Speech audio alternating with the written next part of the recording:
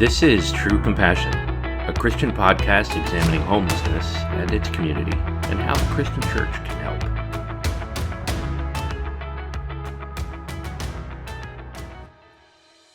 Hey everybody, how are you? It's been a little while since we've released a podcast, and we've decided to change it up a little bit. We'll still do interviews from time to time with folks who are struggling and having encounters with Jesus and seeing their lives change. We'll still be doing that. We're also going to start releasing questions that people have asked over time and they'd like answers to. But today, I want to talk to you about just giving you an update about what we've been up to, some of the things that we've been seeing. Now, we are an evangelistic Christian ministry, and you know that we work all throughout the city of Trenton. And we have moved into a different area of the city. We kind of transition from area to area inside the city, depending upon where we feel the need is most acute at the time, right? We literally will take a cue from the Holy Spirit and wind up in a new place and minister to a new set of people. And Trenton's not that big. It's about 8 square miles and about 90,000 people.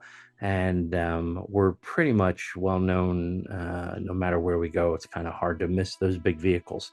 So recently we've been doing some work at the Budget Inn Motel. It's off of New York Avenue. We've also been working on Sanford Avenue, really close to the monument off of MLK. And those sites are tough. They're really hard. Just the other day, there was a shooting at the Budget Inn. There were people hitting each other with their cars and actually driving into each other's cars. It elevated to a shooting. And there's a tremendous amount of drug activity there. Prior to that, we also started ministering on Sanford Avenue. There was a shooting there just the day before we showed up. A lot of drug activity, a lot of folks struggling in homelessness. And it's not that we haven't seen people struggling in homelessness. I mean, obviously that's a good portion of the ministry that we do. But I could tell you these two spots are just really oppressed, and folks that are really struggling, really stuck in crime, really stuck in drugs and suffering and homelessness. And Restoring Hearts, we minister to everyone. It does not matter if you're a Christian, we still minister to you. We'll still feed you. We'll still pray for you. We'll still supply you with clothing. We'll still even provide some basic first aid if necessary. We do our best to try and serve the entire community. And that includes gang members. That includes people who are suffering in drug addiction. That includes people who are dealing drugs. We're trying to reach everyone. We're trying to show them the hope that Jesus provides. So we don't discriminate. It doesn't matter if you're a Muslim. It doesn't matter if you are an atheist. We're still reaching out to you. And I can tell you that the first time that we visited the Budget Inn Motel, I'll show you a picture, we ran into a gentleman who was in the middle of an overdose. And he had been Narcaned. We Narcaned him again, and then again, and finally started to see some response. But while that was occurring, we actually called for EMS, and the police, EMS, and fire showed up. And they, of course, he was responding to the Narcan at the time. And so we called EMS, and that gentleman had been Narcan several times, and he was now receiving the benefits of that and refused to be helped by the EMS workers. So they could not take him. We explained to him, and the EMS workers explained to him that his life is still in jeopardy. And when the Narcan wore off, it's certainly possible he could enter into overdose again. And that guidance was ignored. So EMS left, and it was about 94 degrees that day, and EMS left, and he went around the back of our vehicle and passed out onto the street.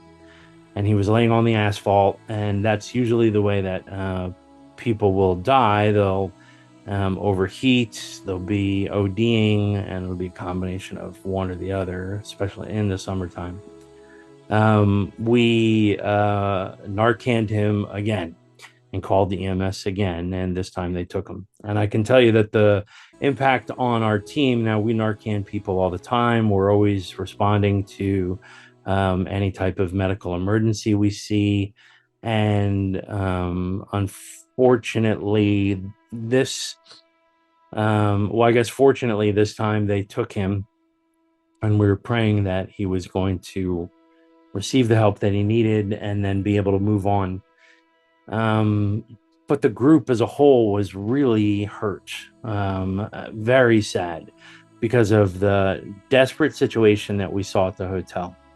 The amount of garbage, the amount of drug use, the gang activity, and then going through a traumatic experience where we felt like this guy's going to die. We need to get him to the hospital. And by the grace of God, we were actually able to get him to the hospital. But the impact to our group was we immediately fell into prayer. And I think everyone felt the leading of the Holy Spirit. And we just settled into prayer and stopped serving for a minute and just offered our hearts to God and just asked him to move in that place. And we've been ministering there for probably about 4 or 5 months consistently. Now, the owner has kicked us off the property because he says there's no homeless people there. And that is obviously untrue. The closest thing that we could get to an explanation for that was probably that the owner didn't like the attention that we brought. There are big outreach vehicles, the police, the EMS workers responding to emergencies there. Now, months have gone by and we've been ministering in that spot, and many people have been injured. Myself had to break up a fight where a man ripped a woman out of a car and was threatening to cut her head off. Ended up having to get in between him and her in order to provide some separation. Got knocked down. And we were able to work through that situation. We even tried to minister to the man that threatened that woman and the woman and other people. A week after that, we saw another man beating a woman with a bicycle. We stepped in to stop that as well, and again tried to provide whatever assistance we could. There are prostitutes at this location. There are gang members at this location. And generally, it's about as complicated as it gets when it comes to crime and despair and homelessness and drugs. And that's going to be a ministry location for us for a while. And we know people there. We've seen people we know from other locations there. And we've heard that the hotel is going to be taken down. It's going to be removed. But I sincerely doubt that that's a fact, but who knows? The gas station across the street seems to be involved in some nefarious activities, and we're receiving stolen goods, and that's what we're hearing on the street. And that may or may not be true, but there tends to be a little bit of truth with the things that you hear on the street. You have to measure that carefully. There are homeless people living around the gas station, living on properties in pretty much every corner of that hotel, adjacent corners, adjacent properties. And so there's quite a bit going on there. We've now over on Sanford Avenue, the entire street seems to be dedicated to drugs. The dealers that are there are renting out the abandoned properties to people who are homeless and stuck in addiction for their food carts, for their SNAP benefits.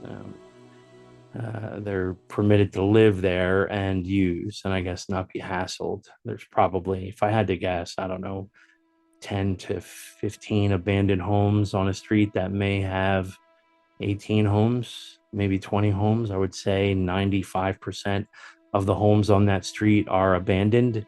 There's signs on the street that say zero tolerance area, that the city is going to be tearing it down. And I cannot see any other reason to be on that street except to buy drugs. Where you can buy drugs is obvious.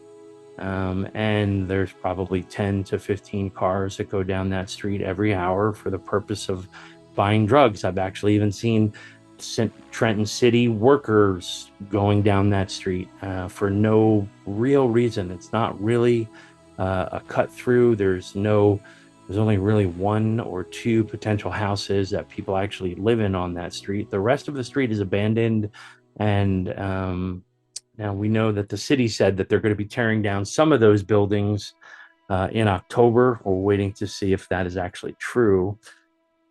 We have Narcaned people on that street, in the back alleys, in between houses. We've had the police and the fire and EMS there as well. We've seen people's lives saved there as well. And we're obviously delivering the gospel there. And we intend to continue to deliver the gospel in these locations. These are not the only locations that we work with. All throughout the week, we're visiting multiple locations all throughout the city, and most of them are drug infested, gang controlled, and they're whether it's a drug set or a trap house or a street like Sanford.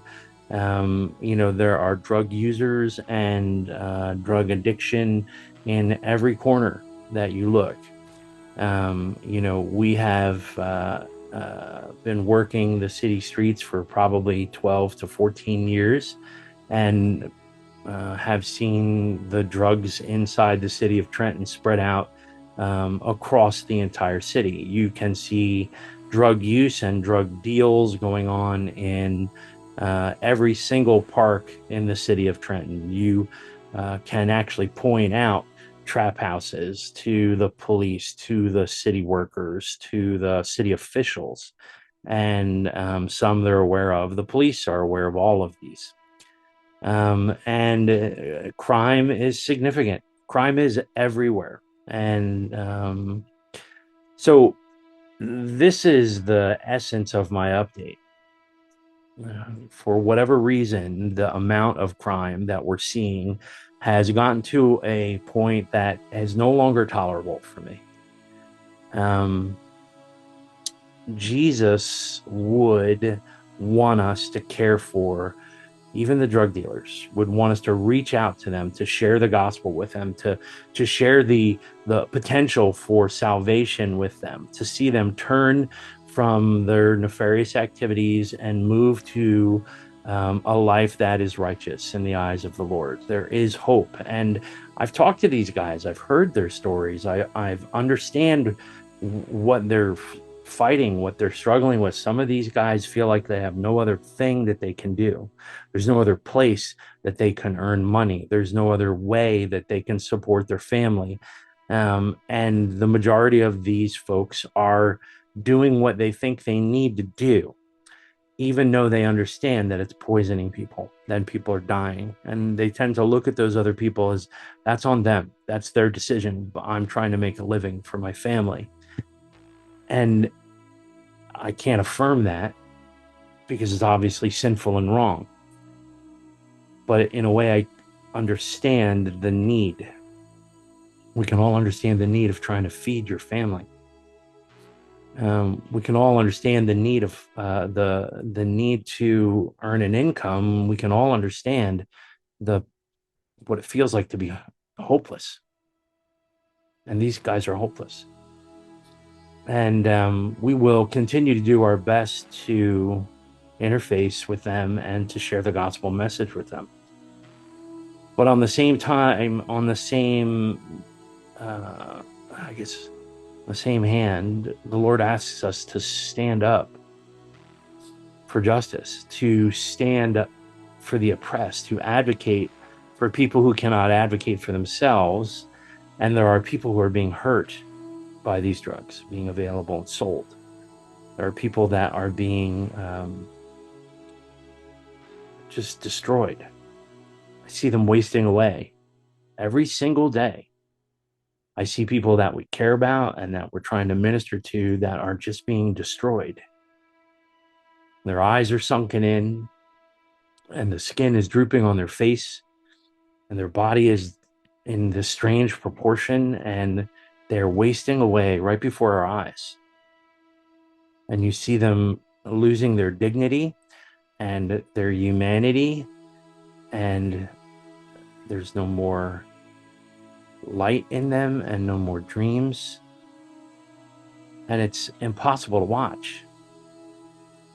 And on more than one occasion, I have been in prayer, crying out to the Lord, asking him to move for these people.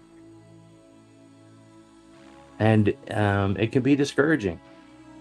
God is good, and he's done a lot in my life. But it can be discouraging to see people dying slowly. And it's also preventable. So we minister to everyone all the way across the board.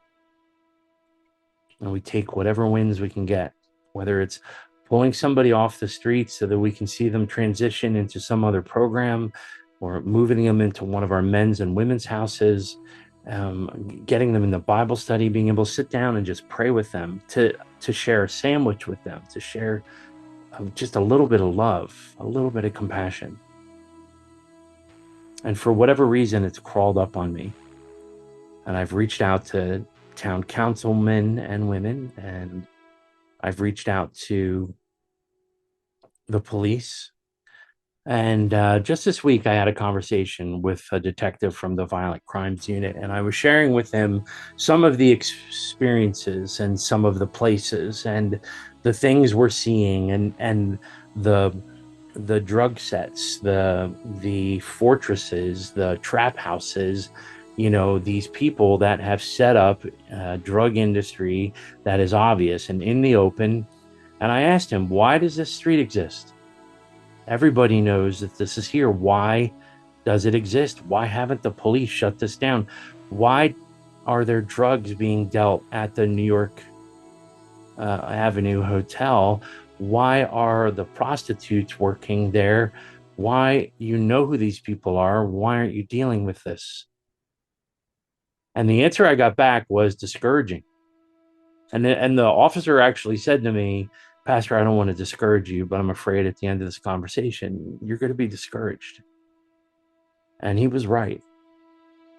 He said to me that he had been on the job for a certain number of years, and 1 to 2 years in, he knew he wasn't going to make a difference. He said, we've arrested people 6, 7, 8, 20 times, and they're back out on the street.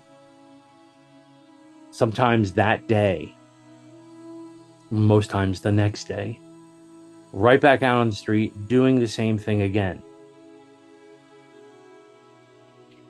He said that the laws are against them, the courts are against them, they have hundreds and thousands of arrests, and yet these people are back out on the street doing the same type of crime again and again. And it seems the only thing that the courts are interested in, the only thing the courts are interested in, the only thing the administration of the city seems to be interested in is getting guns off the street, which obviously is very important, but that seems to be the metric, right? How many murders or violent crimes are in the city? Trenton is, I think, in the 50s when it comes to most violent cities in the country. I think they're like number 57 or something along those lines. You have a 1 in 93 chance of being a victim of a violent crime in Trenton, New Jersey. Trenton is the second most violent city inside the state of New Jersey. It's our capital city. It's the second most violent. It's Camden, Trenton, then Patterson, based upon the data that we've looked at recently. And I'm sure these things flip around from time to time. But the police feel toothless. They feel like they can't do anything. The officer said to me, somebody batters me when I'm arresting them, those charges get dropped, right? Battery of a police officer, that gets dropped. He says, we're the enemy. Because I had a woman, a mother, yelling at me the other day as I was arresting her son. And she was saying that I was the bad guy. But here I am removing a gun out of his pants. And he said, you see me removing the gun out of your son's pants, right? And these guys are facing an uphill battle. They don't feel supported by their chain of command, and they do not feel supported by the city administration, and they're certainly not supported by the state. And part of the problem is bail reform. Now, the data, they don't have enough data to really say, hey, bail reform is working, not working. You'll see arguments on both sides of the fence. But what you can see is, and what you can hear are the experiences of the police officers. They arrest somebody for a violent crime and they're out the next day. A bail reform was put in place to solve this mass incarceration problem, right? People who were suffering in poverty, homeless people who couldn't pay bail were ending up getting stuck in jail for months and months waiting for trials. And that seems unfair because many of their penalties might have been less than 4 or 5 months, maybe less than a year. And if they were able to pay the bail, they could have taken care of the matter and been back out. These were nonviolent offenders. Now, the bail system was put in place in order to put a cash, to use this cash system to create a way to remove violent people who were hurting society because they were consistently involved in crime. The cash bail system was put in place to delay their return because they were too dangerous to society to let back out. Now, that seems like a good idea. But if you're a homeless person and they set a cash bond and you have no job and you have no way to pay, then you're stuck in prison for some time. Now, it's debatable whether that's a good or a bad thing. Many of the homeless people didn't mind going to prison because honestly, it gave them some place to eat, some place to be warm. But they did get stuck in there for a long time. And there's plenty of stories of people who had crimes that were not violent, that could not pay. And because they could not pay, were stuck in jail. And that seems horrible, right? But you're also talking about people who have committed crimes. So some type of punishment is due. And now there's no bail. No cash bail system at all, no bond at all. So if you commit a crime, and in some cases violent crimes, they can't really take into account your history in order to determine whether you're a risk to society or not. And that idea of setting a high bail mark kind of goes away, and these people are released back into society. And in many cases, and this can be found, these folks are committing the crimes again, right? There are indications of violent offenders getting out and actually hurting people, stealing, and even murdering. In New Jersey, you can do the research yourself and look it up. Now, you can understand why the bail reform was put in place to help the indigent, but who needed correction and needed reform, but because of the lag and the mass incarcerations in the court system, were just held up in a way that was unfair. But the truth is, violent offenders have found a loophole and they're being let out to commit crimes over and over again. And the police are seeing it.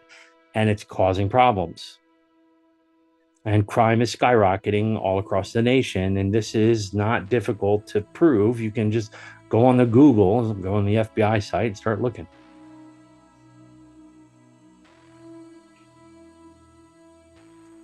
Now, when I left that meeting with the police officer, I could tell you for a fact that I was discouraged, and I think he was a little discouraged as well. And I agreed to continue to communicate with him, and to what extent I cannot share, because he told me even doing something like this could put my safety at risk. But the truth is that we have to stand up.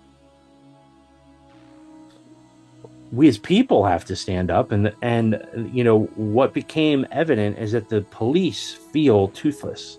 They can arrest and arrest and arrest, and in most cases they're responding to the issue as it's happening, right? The preemptive stuff that they need to do requires other people to get involved. It requires information, it requires names, it requires the drugs are coming from this place and this house and this apartment, right? They just can't get search warrants to go search an entire apartment complex. They need actual detail.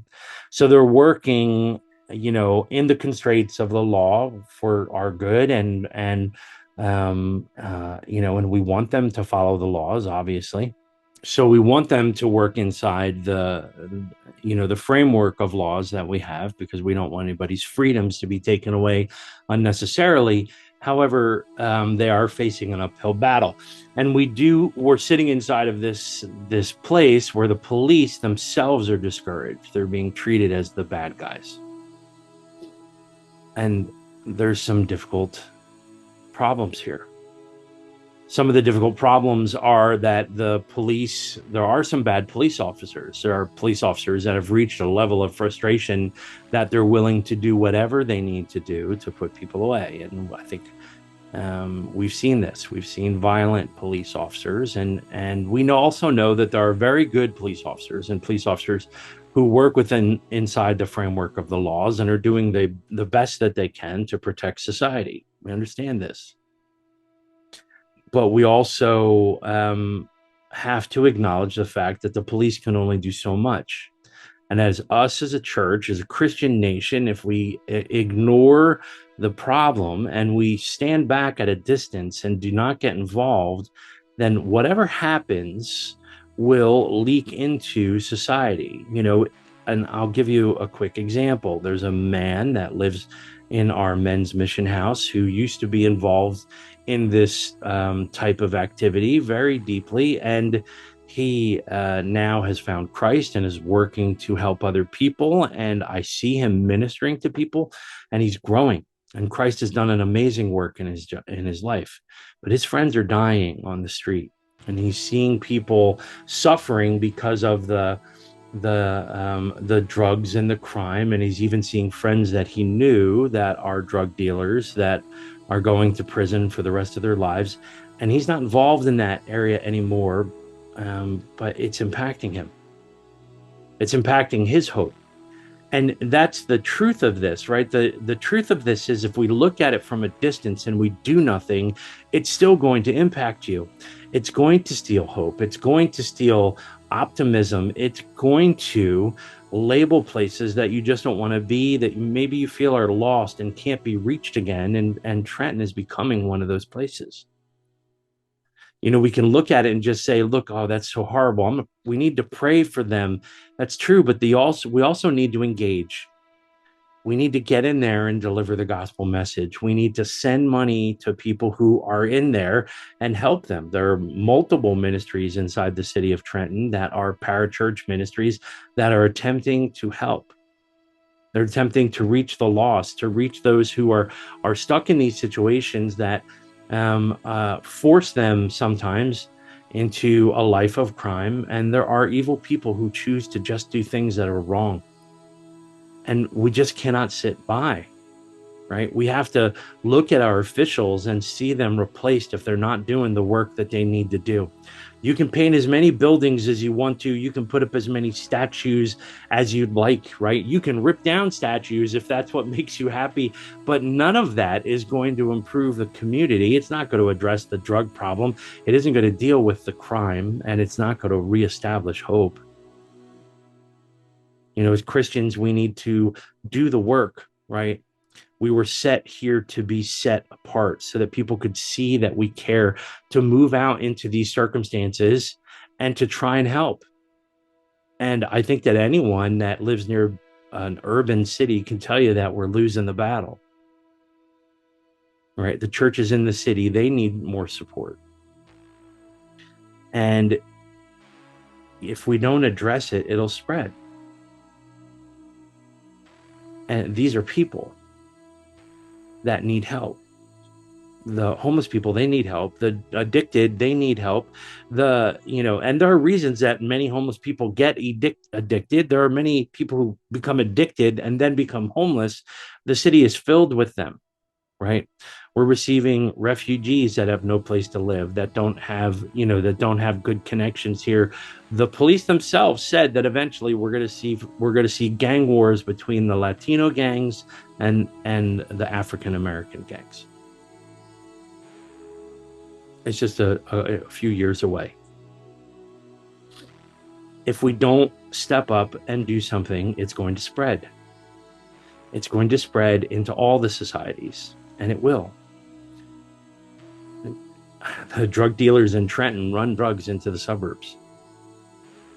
The kids in the suburbs come to Trenton to get their drugs.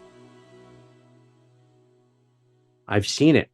I've ministered to it, and I've known people that have lost their kids inside the city, never to see them again. This is something the church has to respond to.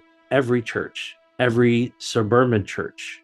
If you're around an urban center, your responsibility is not just your community, it's that urban center too. A city like Trenton, I heard another pastor say, we're the dumping ground for everyone else's problems. And I said, that's because we're the hub, and it's designed that way. All the social services are delivered from one city inside of every county. The county of Mercer has the city of Trenton. All the services that for homelessness, for Social Security, for any of those things, right? The even addiction services, right? If it's city, state, or federal supported, and it has to do with the county of Mercer, those services are given out in Mercer County.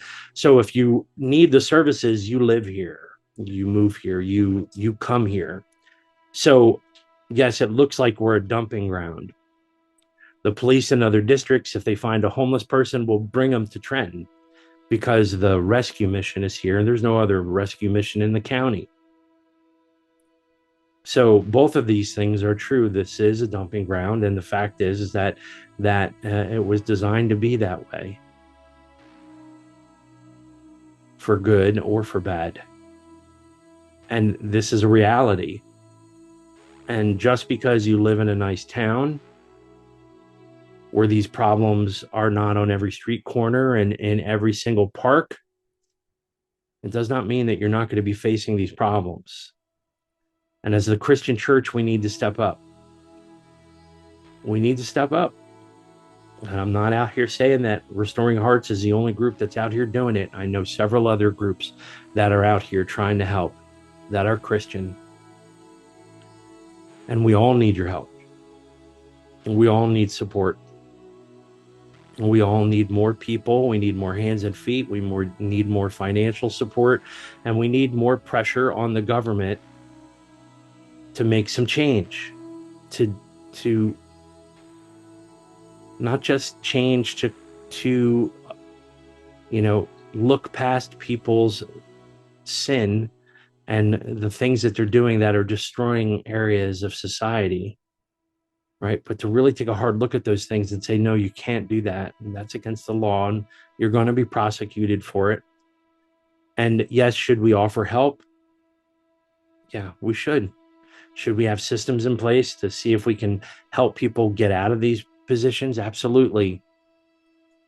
But if the police feel toothless, okay, and realize this week I've met with the government officials in our area, and I met with the police, and I saw the government officials point at the police, and I saw the police point at the government officials, and they both feel toothless, like they can't make change, then we need to make change. Who else is going to do this? We have to depend upon the Lord. We don't bring anything else to this battle but what he gives us. But for the amount of Christian churches that are out there, I could tell you the amount of support that we see moving into the city of Trenton, it's not proportionate. And people are dying. And for me, it's really hard because I see them dying and wasting away. I have pictures of people over years, and gosh, they're dying.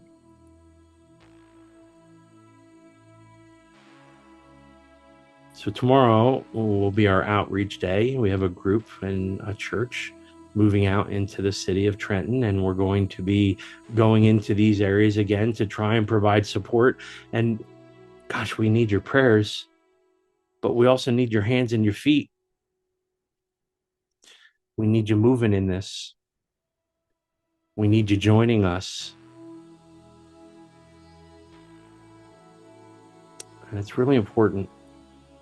I had to make this video, and I'm sorry, if this upset you and you're a Christian and you feel like I'm pointing the finger improperly at you, I'm sorry, but it's your responsibility to move out into the community and share the gospel, to not just look at these terrible places, but to also consider them and consider, praying for them for sure, because prayer is obviously the most important thing that we can do. But at the same time, we need to be moving for the Lord. We need to be standing up for justice. We need to be helping the oppressed, to be caring for the poor. And, maybe you're saying, we're doing this, and who are you to even ask us to do more? Well, I'm just a guy. I'm just a man who's standing on the street, who sees the impact of what happens when entire streets get ignored. Entire neighborhoods disappear, and the city gives up on them, and the police give up on them, and the state gives up on them. I just don't want the church to give up on them. I love you guys. If you have any comments, you send them my way. I'll respond to every single one of them. If you have any thoughts, let me know. You think I'm off base? Tell me. Honestly, I'm sitting in a position that you're not.